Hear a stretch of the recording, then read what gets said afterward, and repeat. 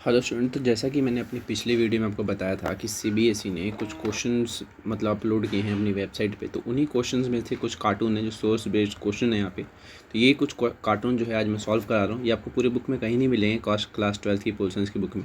ठीक है, ये सोर्स बेस्ड क्वेश्चन है कि अगर ऐसा कुछ होता है तो मतलब आपको अपने ओपिनियन रखने होते हैं। ये कुछ वैसा क्वेश्चन है जैसा कि मान लीजिए पहला क्वेश्चन है आपका कि ये वाला, study the cartoon carefully and give the answer to the question that follows. Okay, देखिए ये जो फ़ोटो है, ये इसमें दिखाया जा रहा है कि इसमें एक व्यक्ति हैं, जेपी नारायण हैं, और इनके हाथ में जो है ये कुछ है और उस पर लिखा हुआ है मिलिट्री रूल। और फिर यहाँ पे ये बोल रहे हैं कि and this is to save democracy, यानी कि अगर आपको लोकतंत्र को बचाना है तो इस दवाई को लीजिए, ये मिलिट्री रूल है और इस दवाई के ज़रिए डेमोक्रेसी बच सकती है। इस फोटो में ये दिखाया जा रहा है। ठीक है, और नीचे देखिए क्वेश्चन क्या है कि व्हाट वाज दिस पिक्चर डिपाइक्ट्स, यानी कि इस पिक्चर का जो उद्देश्य है वो क्या है। वो पिक्चर का उद्देश्य बस यही है कि इसमें एक व्यक्ति हैं जो ये दर्शा रहे हैं कि अगर आपको अपने देश में लोकतंत्र को बचाना है, डेमोक्रेसी को सेव करना है, तो आपके पास लास्ट में एक जो हल रहता है वो क्या रहता है, मिलिट्री रूल का, यानी कि मिलिट्री रूल को अप्लाई करना पड़ेगा। जैसे कि मान लीजिए कि म्यांमार की हम बात करते हैं, तो म्यांमार में अगर आप हाल फिलहाल की अगर न्यूज़ देखेंगे तो वहाँ पर क्या है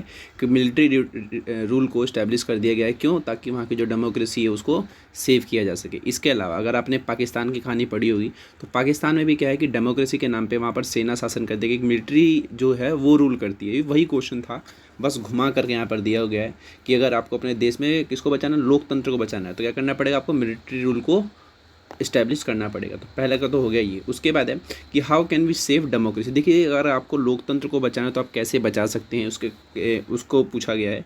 तो डेमोक्रेसी को बचाने का जो तरीका है, पहला तो तरीका यही है कि आपको जो है किसी भी सत्ता पक्ष को ज़्यादा प्रबल नहीं होने देना है, यानी कि उनको ऐसा नहीं होने देना कि वो एक राजा की तरह शासन करे। मतलब राजा जो होता है वो अपनी बातें मनवाता है, जबकि लोकतंत्र में क्या होता है कि लोगों द्वारा कही गई बातें मनवाई जाती है। ठीक है, तो आपका जो सत्ता पक्ष है उसको सुदृढ़ ना होने देना। जैसे कि मान लीजिए अभी जो भी सरकार हो, भाजपा की हो या फिर कांग्रेस की सरकार हो, उसमें मान लीजिए कि कुछ ऐसी नीति लागू करी गई है जो कि जनता के लिए ख़राब है, तो जनता को यहाँ पर चुप नहीं रहना चाहिए, जनता को उसके अपोज में बोलना चाहिए। इससे क्या होगी, आपकी जो डेमोक्रेसी है वो सेव रहेगी। जैसे कि आंदोलन वगैरह होते रहते हैं, धरना प्रदर्शन होते रहते हैं, तो ये सब क्या है, ये आपके कुछ तरीके हैं जिसके ज़रिए आप डेमोक्रेसी को बचा सकते हैं।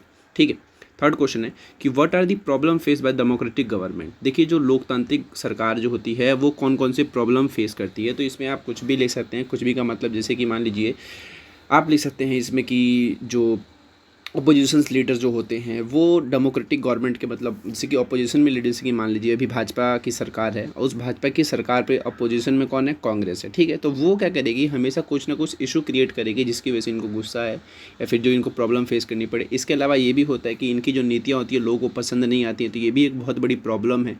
इसके अलावा मान लीजिए अगर भारत की अगर बात करें, कोविड की सिचुएशन देखिए, तो कोविड की सिचुएशन में जो ये सरकार है वो ठीक तरीके से कार्य नहीं कर पा रही है, तो ये भी इनके लिए एक प्रॉब्लम ही है और इसमें लोग जो हैं इनके खिलाफ हैं।